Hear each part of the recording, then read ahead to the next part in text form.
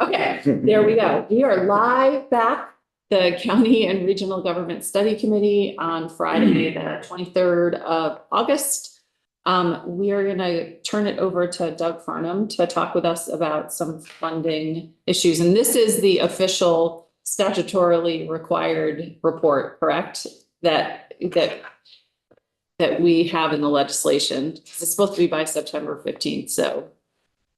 Madam Chair, thank you, Madam Chair. I intend to produce more in writing, but this will be a verbal preview of the report. So one thing that happened this year, so there are some elements of it that are finalized and I'll be able to share today. That won't change. I'll just put it in writing so that it can be referenced later more easily. And that's primarily on the what we've done so far to try to identify federal funding sources or other ways to support this work. During the session, for most of the fall of 23 and through the session, we were pursuing grants through FEMA and through the Economic Development Authority to try to support this type of work.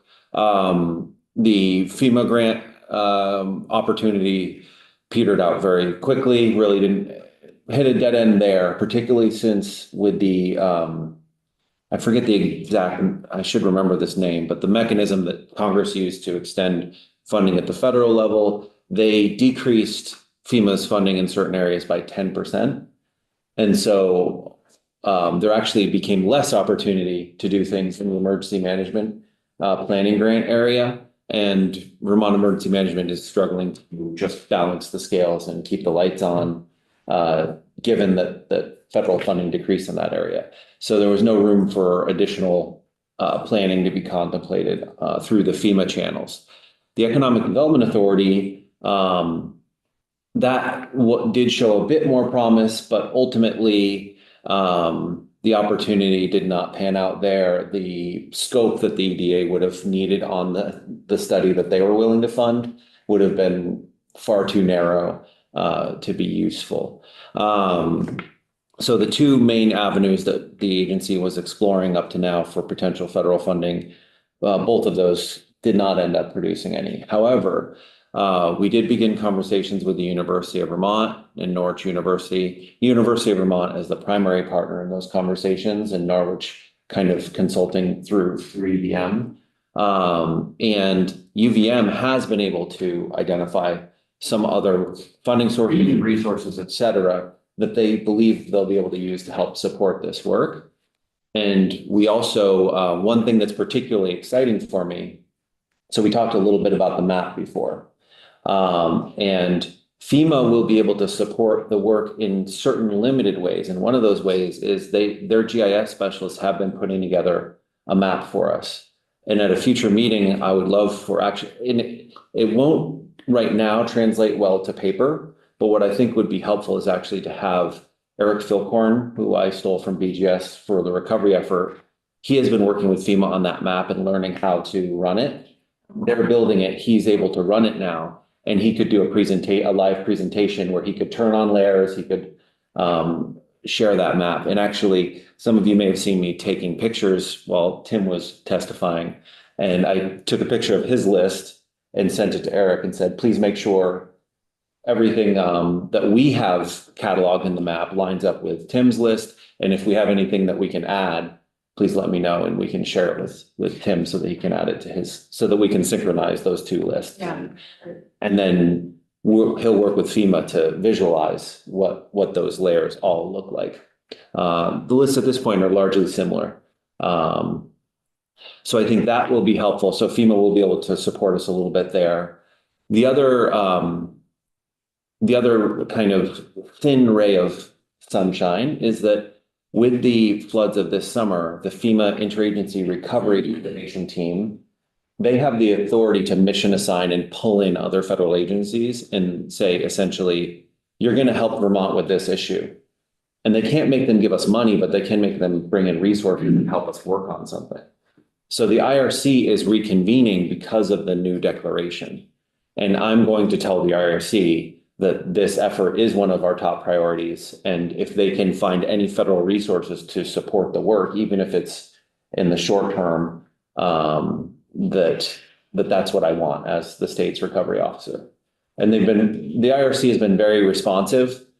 Before the floods happened, that team was tapering and kind of sunsetting, and now they're spun up and will be launching again. So I think that's an opportunity to try to refresh some resources here. I'll highlight to them that this is, of course, an issue that needs careful consideration, and we need information. But the fact that a legislative committee was formed that will make recommendations of some kind is an opportunity that Vermont may not have again for quite some time. And so if they can give us additional support, it will be more meaningful than just a committee produced in a vacuum, right? Or a report produced in a vacuum. It has more chance to inform a meaningful discussion. So I will be pursuing that most likely within the next couple of weeks, because that IRC team is in the process of standing up alongside all of the other things that are launching right now.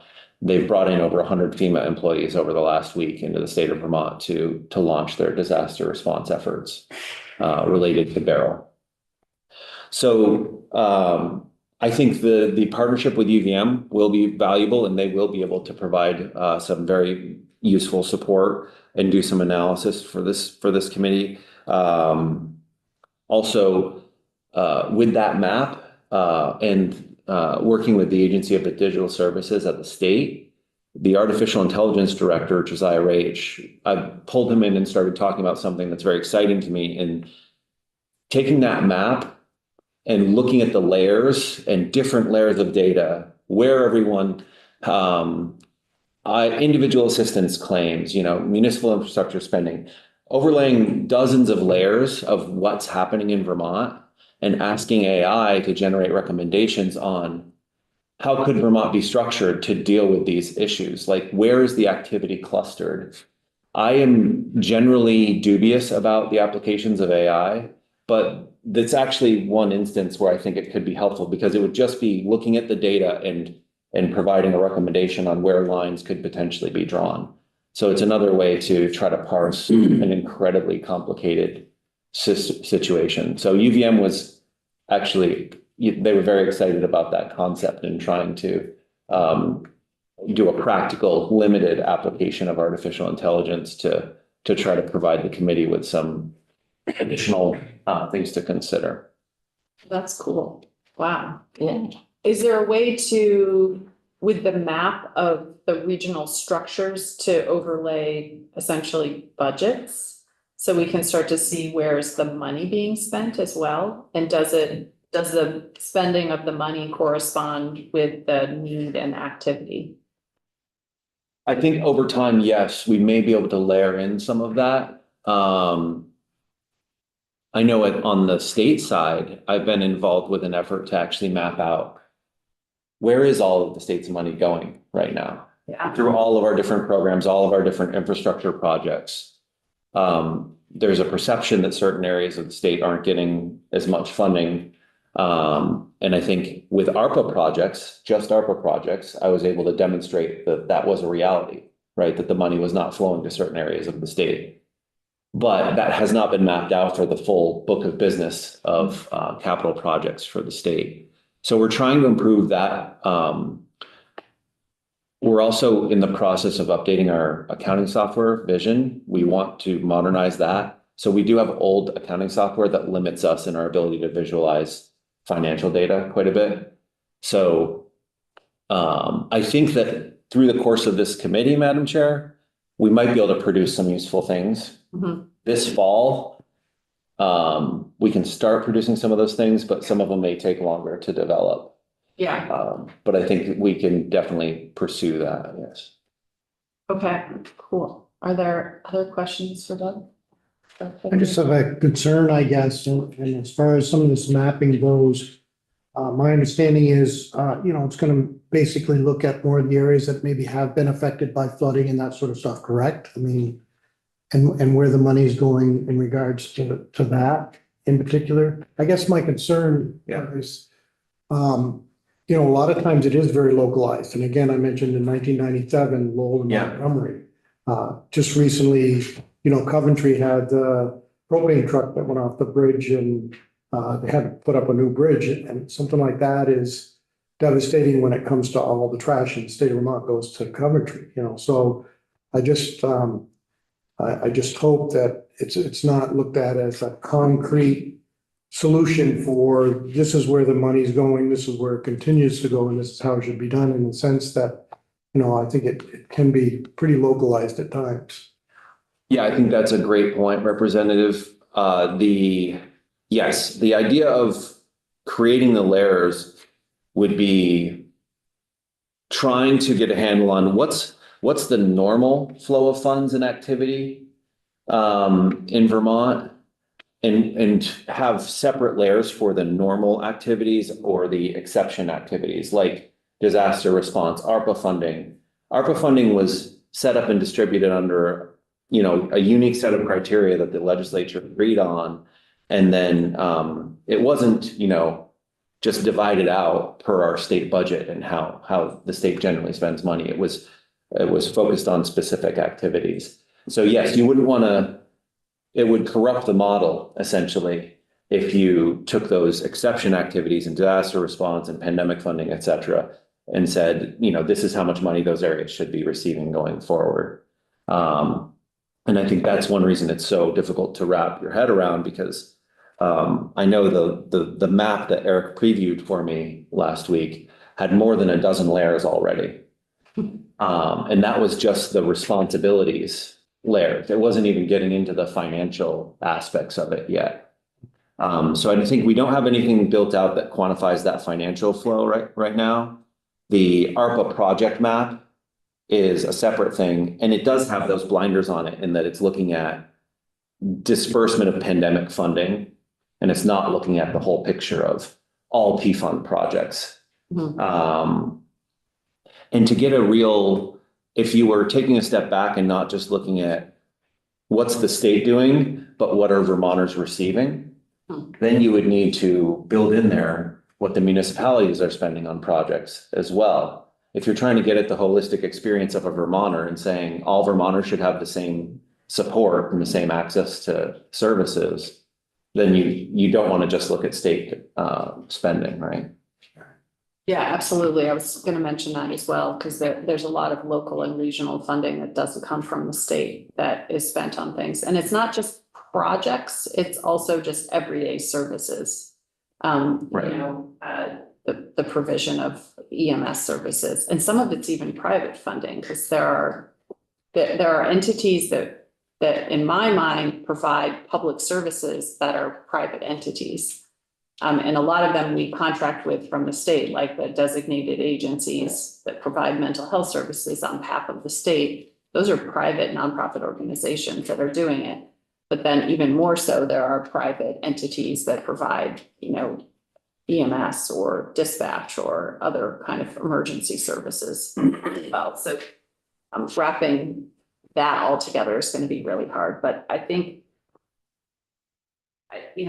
Senator Harrison was talking about how we want to be clear about what our goals are, and the problems we're trying to solve is, I think, the way you phrased it. And I think that's really important, because is the problem we're trying to solve that we're trying to solve the complexity, or we're trying to solve the cost, or we're trying to solve the sort of governance of it. And I think for me, thinking about it from we're trying to solve the problem of the services that Vermonters are getting, and whether or not they're getting the services that they should be getting from their governments. Does it matter where you live versus where I live, and how what's the expectation of somebody in your town versus my town? And so thinking about it from that perspective, and maybe encourage everybody to start thinking about what is the problem we're trying to solve, and how can we frame it so that we're clear on what our goal is. But that is really great to hear about the mapping. I love that. And will Eric be ready to do that kind of thing at the next meeting, or should we wait till October or December, or just trying to plan out things. Yes, Eric would be ready to do it at the next meeting. Okay, And I think that would also allow for the committee to bounce some things back at him and say, it'd be great if you could explore building this layer or that layer, or, we'd like to see it this way. I think the FEMA GIS team has been very responsive, and now that there's a new declaration, I think they'll continue to be responsive. Mhm.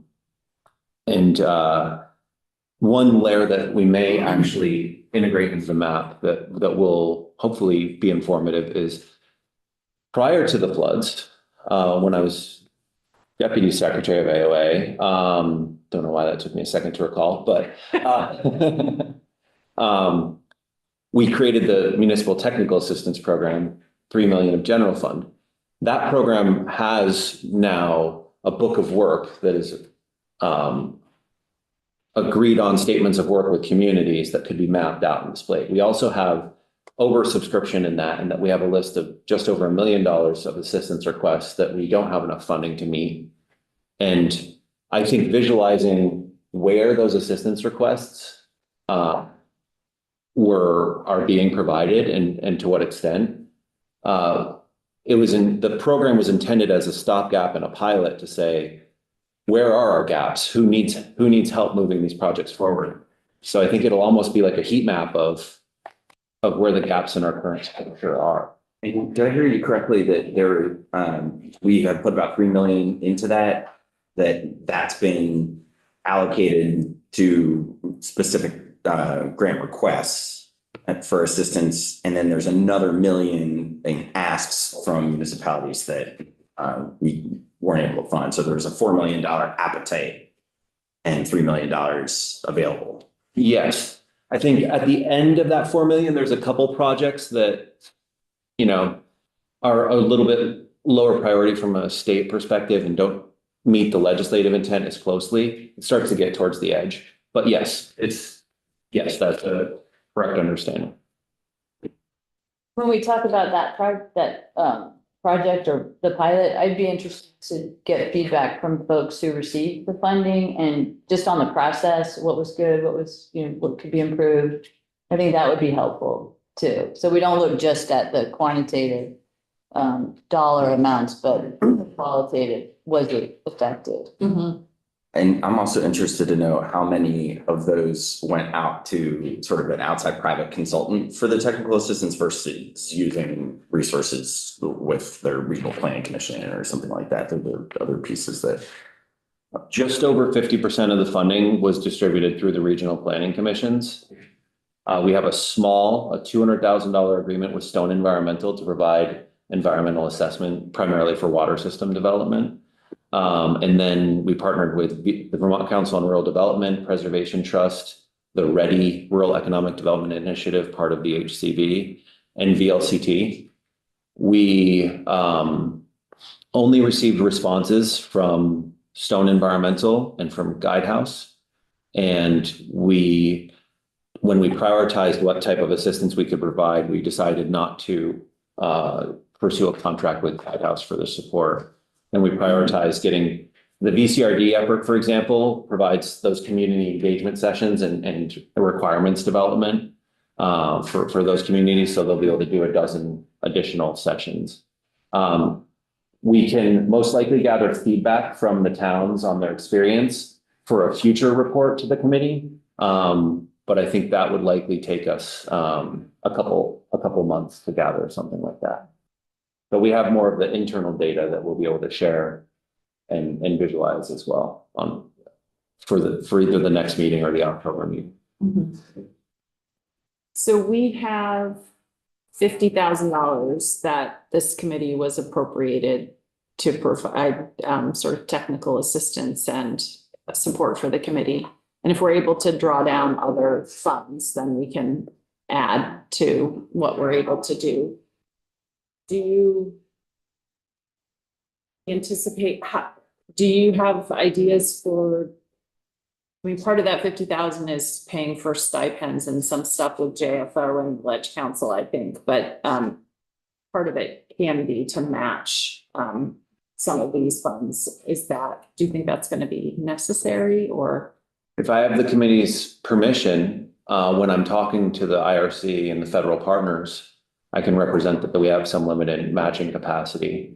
And that would help us secure some of the assistance. It almost always comes down to, are you able to provide any match so that we can justify support in this area? Yeah. So I do think it could be quite helpful, yes. Yeah, I think that if we're able to use it as, and also potentially help with the UVM group. So there's, what is it called? The Center for Rural Studies, is that what it's called? It's UVM, and some of you may remember Tricia Coates, who worked for the state colleges and for Senator Leahy, and she's heading up that center. So Doug and I have talked with her separately, and we're going to try to talk with her together about what UVM could maybe bring to the table. And then Michael Gahn suggested it's the National Association of State Business State Business Officers as a potential consultant to do some of the sort of more financial work. And they're a well-respected organization, and he's involved with them. So he's going to explore that as a possibility too.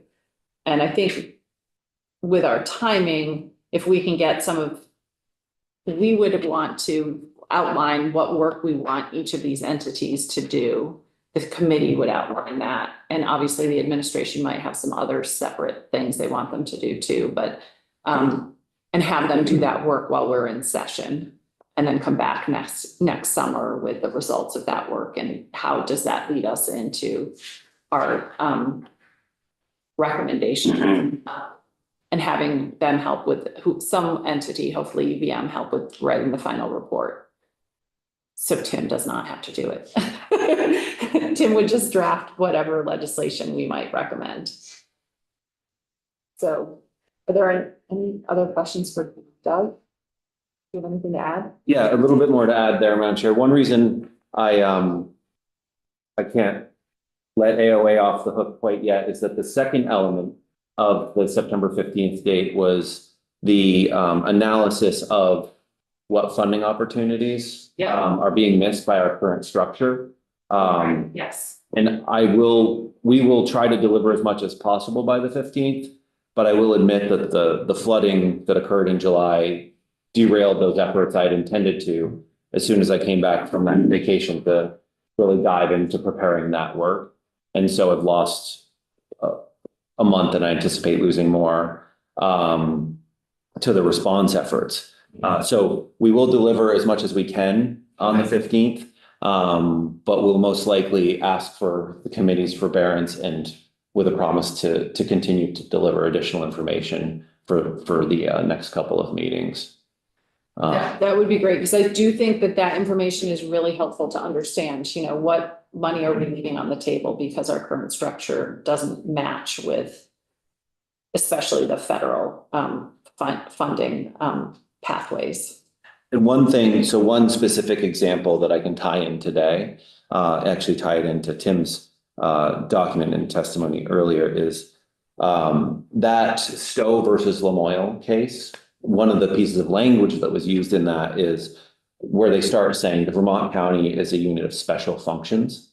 Special purpose government is actually a classification by the US Census.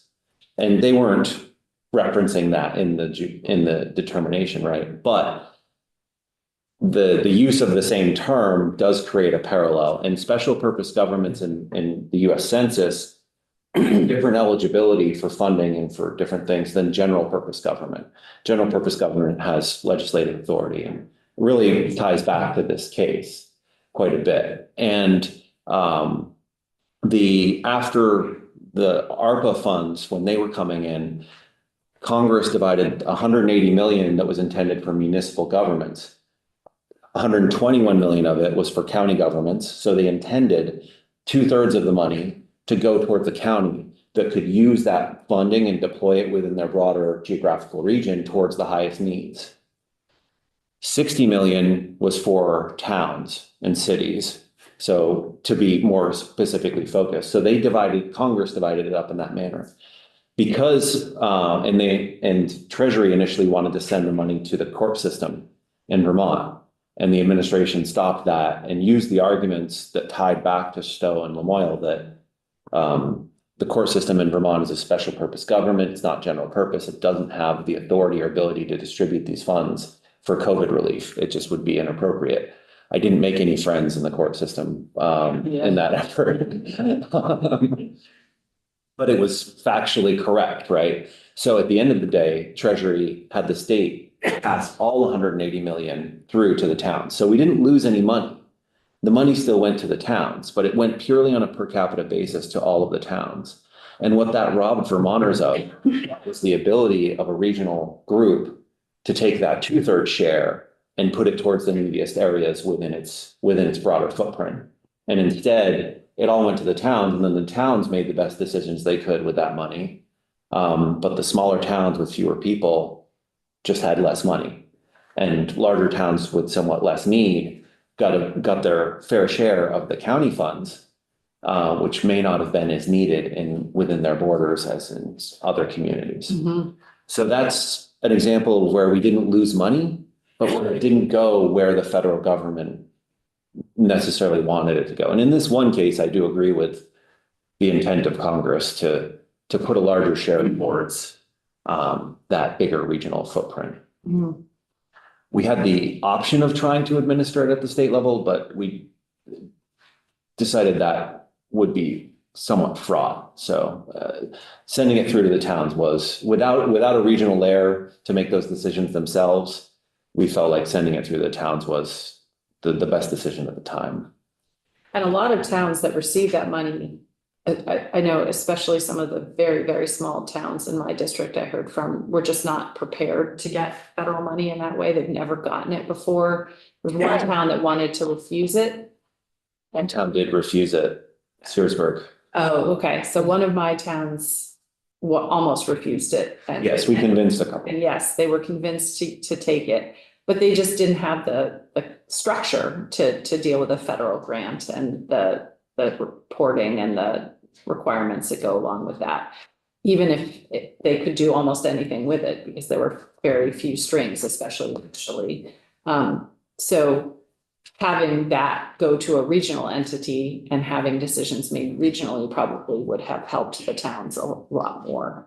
These small, really small towns. Especially having so many of our towns run by volunteers that they themselves have other lives, but they're also trying to run their towns. Okay, so that work will come later, but that's still on the docket. Yes, Okay. absolutely. Did you want to have a? I did have a question. So when you say when this money initially came in, you said you're talking about the administration was possibly looking at a device to distribute that money other than per capita? Yes, when I said I meant the Agency of Administration briefly looked at, because I think Treasury had a provision where the state could have attempted to administer that.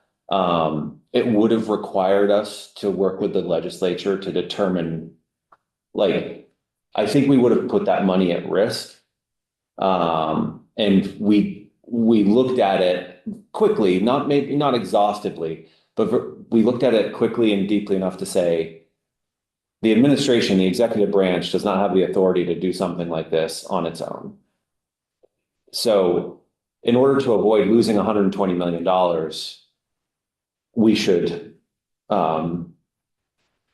exercise the option of having the towns receive the county portion and not try to work with the General Assembly, then work with Treasury to get some kind of exceptional treatment approved for there to be some regional distribution of the funds where there is no regional structure for democratic representation of those areas right now. I mean, I'll tie it into something else later. Yeah, no, and again, I think that's $1 million question. It's okay, if it is a regional sort of governance, how is that going to be done fairly as well? Mhm. I mean, we already have planning commissions, whether it's distributed through NVDA, all the towns that are members there, they know what priorities possibly could receive or would be better served by receiving that money or not. So again, I just want to make sure that, we're not again creating some sort of a regional governance that's going to have the same political influence of which towns get what kind of money, so. Mhm. Mhm. Yeah, Senator Harrison. Thanks. In my opinion, what you did was good in that circumstance because, it was a really trying time. The rules were changing. And the towns I was aware of really appreciated it, but it was really hard because the rules were changing for them. And, some of them didn't realize that it was pretty much, string-free money. It was like revenue sharing. Right. And so they could have just put it in the bank and looked at the long term. But that was a very unusual circumstance, but I think that was a good decision then. It just brings to mind, there's a structure, MPOs, Metropolitan Planning Organizations, and that's mostly in transportation funding, where the federal government intentionally wants to provide money to the more rural areas of states. And in Vermont, the only one that exists is in Chittenden County, because you do have to have some sort of threshold of population, like the threat to the Chittenden County population is actually like some relatively small counties in other states. So there is preference in some federal rules or law to distribute funds to the more rural areas. So I think that's just something that we should be aware of. Mhm. And look at those structures too, because there is value in having some funding go directly to rural areas as opposed to being directed through the state. Because these were established to get around states that were keeping the funding to themselves, essentially. Right. So that does exist, and I think it would be a good thing to just understand. And right now, many of the rural areas of our state don't have something that's a sophisticated enough structure to receive that kind of money. Right, and it's money, and it's also more than money, it's resources and how they get allocated, because in this case, it's where projects happen, transportation projects happen, bridges, roads, Mhm. which is money too, but it's just prioritizing where federal money goes, so not just our own money. So it is consequential. Yeah. Okay, cool. This sounds great. Do you have more to add or? One more thing to add, sorry. Go for it. No, Um, So as part of the recovery effort from last year's floods, and now, of course, mixing into the recovery effort from this year's floods, FEMA has been recommending from the start that Vermont form regional recovery areas. Networks, one of my major reservations, which it's not really possible for me to work around this in the short term, is that we're pulling together members from long-term recovery groups, from regional planning commissions, from other, the entities, the layers, the regional entities on these lists. We're pulling them together to talk about the formation of those regional recovery networks. But for the most part, these are not democratically created entities, right? They have no direct representation in a democratic sense. So they represent the statutory purpose that they were created for and the role they play in supporting those communities. But like, for instance, the regional planning commissions, they're controlled by a board, which is made up of the municipalities in their region. So they have a 3 to 4 layer connection back to a democratically represented process, but it's very weak because of the multiple layers. Other of these groups are made up of volunteers and have no democratic element. So we're pulling those together to try to start those networks. The goal being to provide more support to the individuals that live within that region, not necessarily making decisions for them. So that's one reason in this case, I have to work around my discomfort, is that we're just trying to provide a network that people can go to get more help. Yeah. And it's not making decisions about people's lives. It's just trying to line up ways to support people and help them and advocate for them, talk about the needs in that region. And so we will be convening between now and the end of the calendar year, meetings with those primary stakeholders to talk about, is this the right membership of the group? Do these initial lines that we've drawn on the map make sense to you?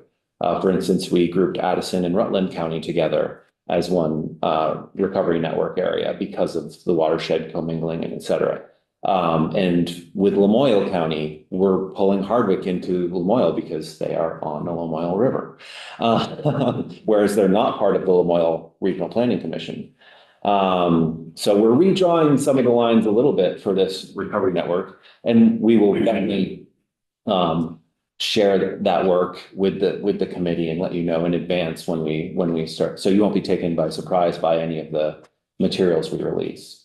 So I think that may be useful. It is done for a specific situation in a specific context. So I don't know that it has a lot of carryover to everything, right? But it's one other way to look at the problem we're facing right now. That's interesting. So you're basically creating new regional entities on top of the ones that already exist. Yes. Yeah. As much as I don't like that. Yeah. I have found that if I can Yeah, go ahead. pause it a little bit. Vermont Emergency Management, the state, there are ways to improve our connections with the towns from a public assistance and from an infrastructure perspective, but we're doing okay there. I wouldn't give us a failing grade in that area. I would say there's always room to improve, but we have systems that kind of make sense, and they could be improved, but they kind of make sense. When we talk about the connections to individuals, in particularly the areas, so not the government to the government, but the government to individuals, that's where I'm seeing the main gaps. Yeah. And that's where the regional recovery networks, I think, need to be formed in the short term with the intent to dissolve them. But I think in other states, there are regional entities that fill that gap that we don't have. And I think that problem that you just identified is not just in emergency management and recovery efforts. That's true for the provision of services just in general. I think that we're actually pretty good at the official partners working together. I see this in my district all the time. Addison County is really good at it. Our official people all working together. But I think where we fall short in the state and in my area is that the actual Vermonters themselves don't know always where to go for services, whether it's recovery services or medical services or educational services or whatever. And so that connection is lost across the board, I think. Yeah. One metaphor, I guess, that I've used recently is that the pandemic and now the floods, from a financial perspective, we have a hose in Vermont. If you imagine our money from the state flowing out to Vermonters through a hose, it has a number of holes in it.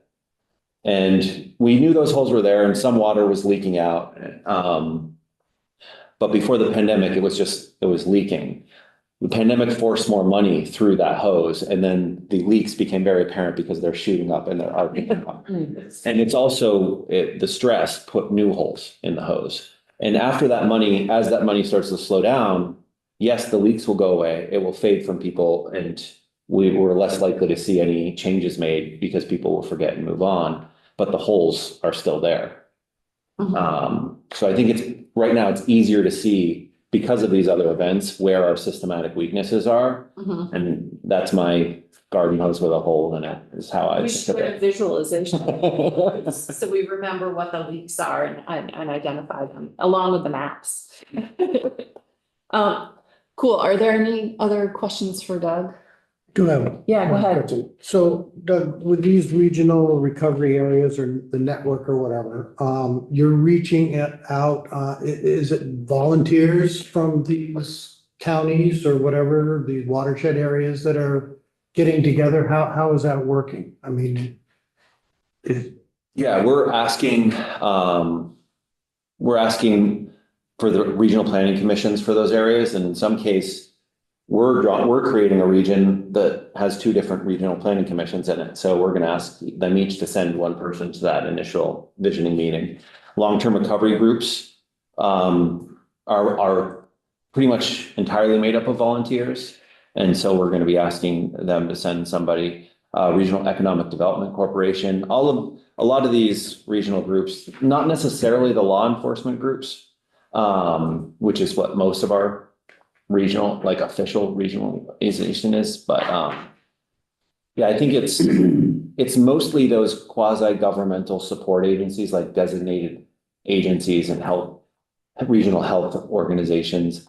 The long-term recovery groups are new. They're not official, right? There's no statute. They have no powers. They're just a volunteer group that's trying to help the people in their area.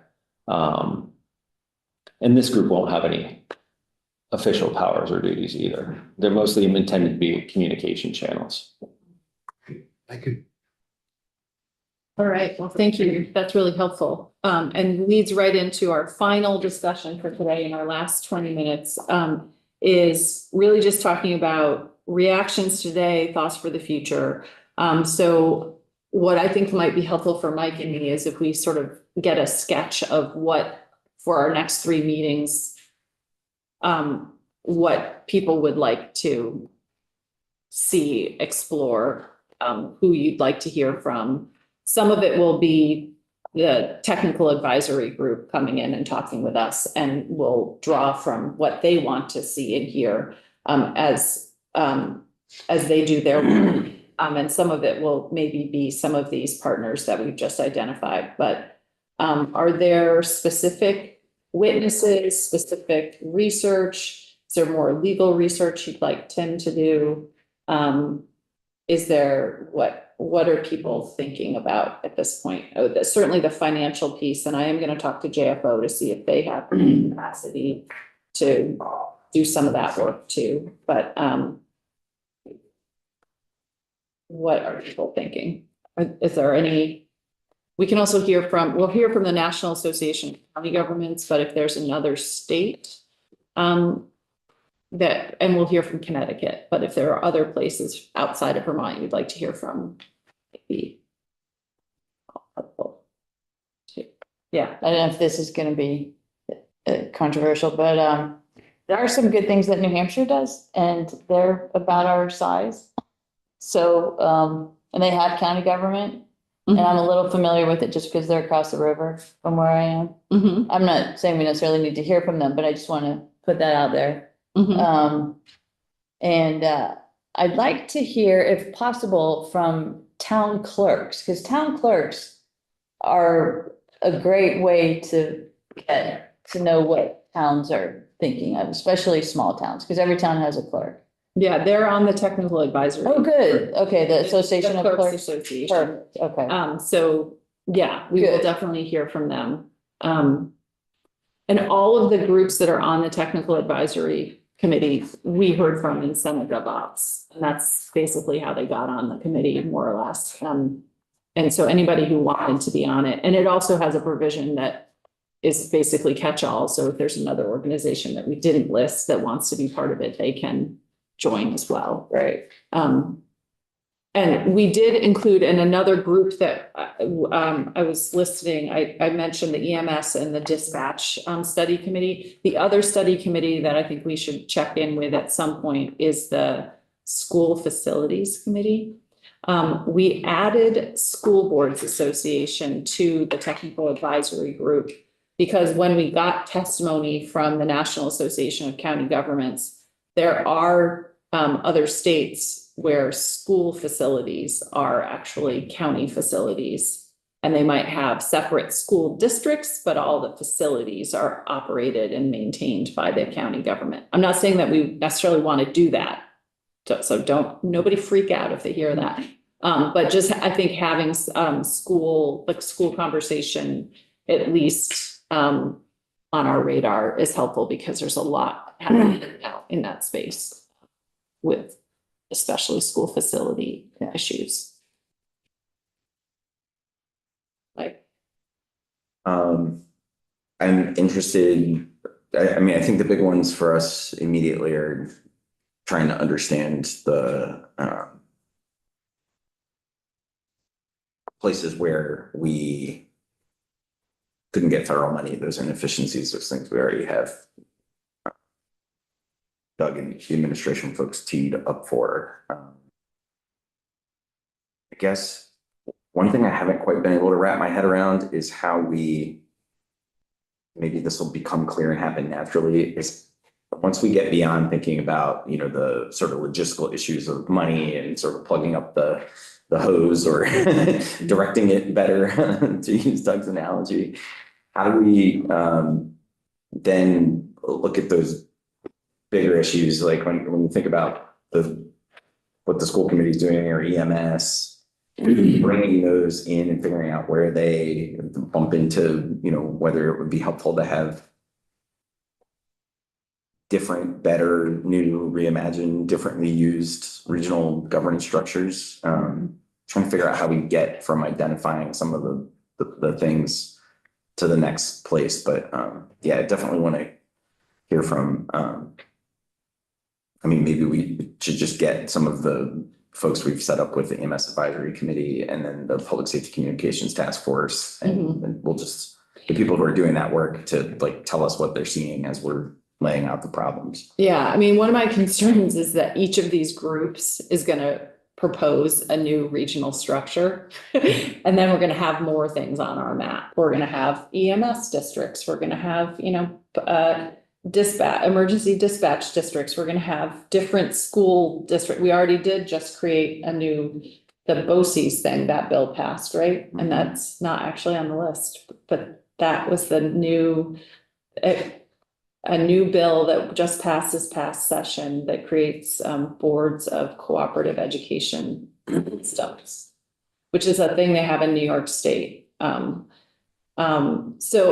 that's my concern, is that those committees are going to recommend, let's create a new regional structure for this thing. So that's why I want to make sure we're checking in with them. So if we're recommending some kind of new thing or buoying an existing thing or getting rid of some things or whatever we end up recommending or doing nothing, I suppose, that we're aligned at least, so they understand what our conversations have been about regional government. And maybe sharing with them the 3D map so they can get a sense of how complex it is, and do we want to add to that complexity? Yeah, I could see us having blocks of looking at what are the sort of subdivisions that are where there's regional, and diving in a little bit and having a whole day that's about a whole day that's about that's a whole day that's about dispatch and public safety, so that we start to see, get everybody up to speed on those things. Or we could just do little bits of it or focus on a single problem. So figuring out what's the problem we want to tackle. Mm-hmm. I'm hearing you say being aware of where all of these different areas are going and being able to think about the regional collaboration and where it happens is the first thing. I think that's Yeah. wise. Well, us being aware of what they're doing and them being aware of what we're doing is, I think it goes both ways. Because again, I think my concern is that each of these committees creates a new regional structure. Okay.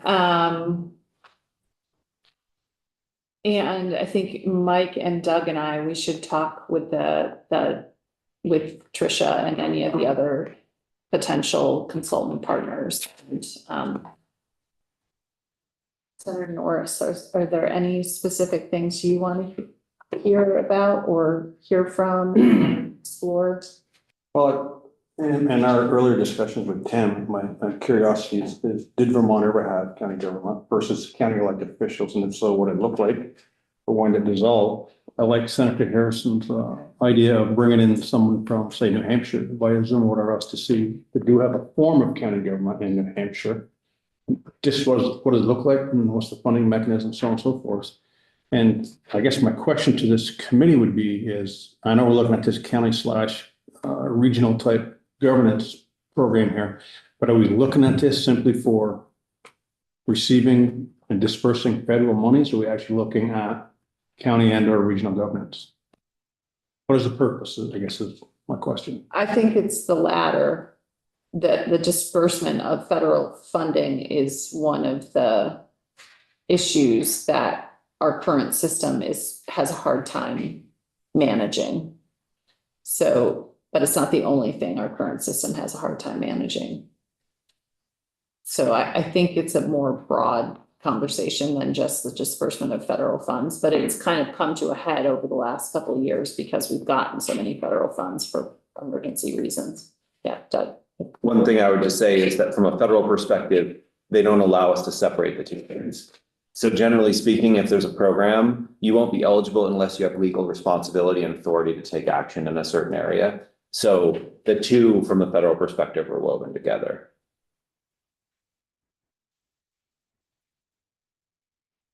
And right now we have a lot of regional structures that have very specific purposes, not broader purposes, whereas our municipalities have a broader purpose and our state government has a broader purpose.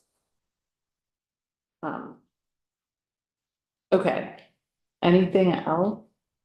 Can I add, I'm sorry, I just keep thinking of things, it's so No, it's good. complicated. So the delegated what are designated agency? Designated agency. I think that needs some work. I would like to know more about how well those are working and how we evaluate them.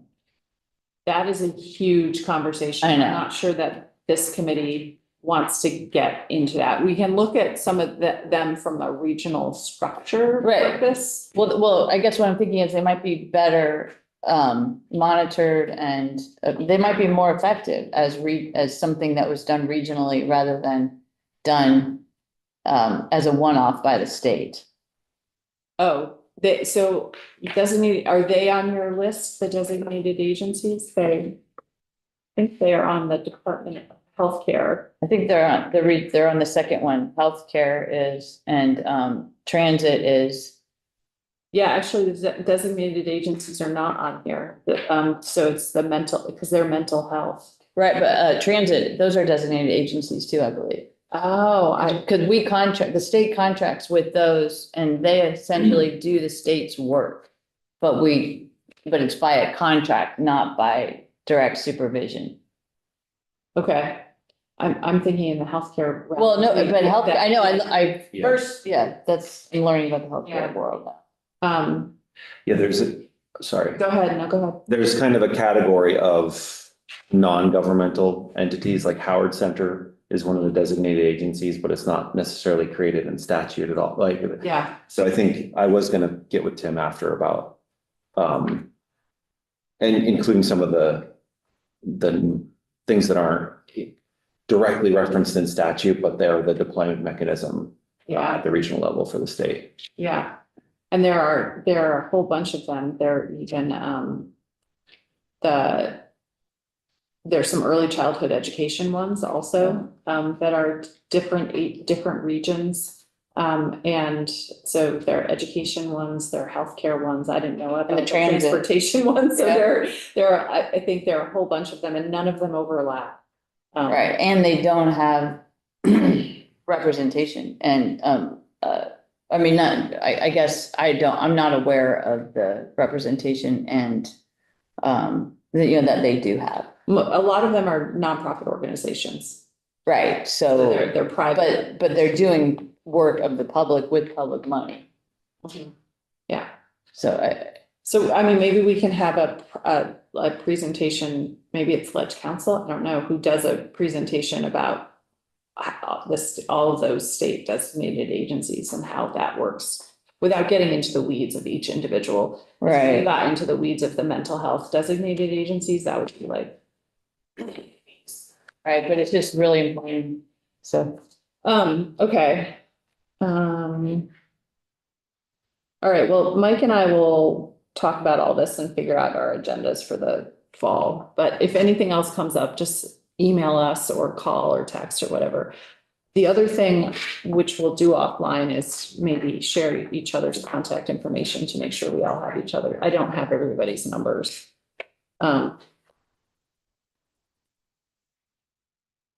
Anything else? Right. Well, thank you, everybody. I think this was a productive first meeting to sort of get our feet wet in this. And I look forward to the next 3 meetings. And thanks for everybody's time tonight.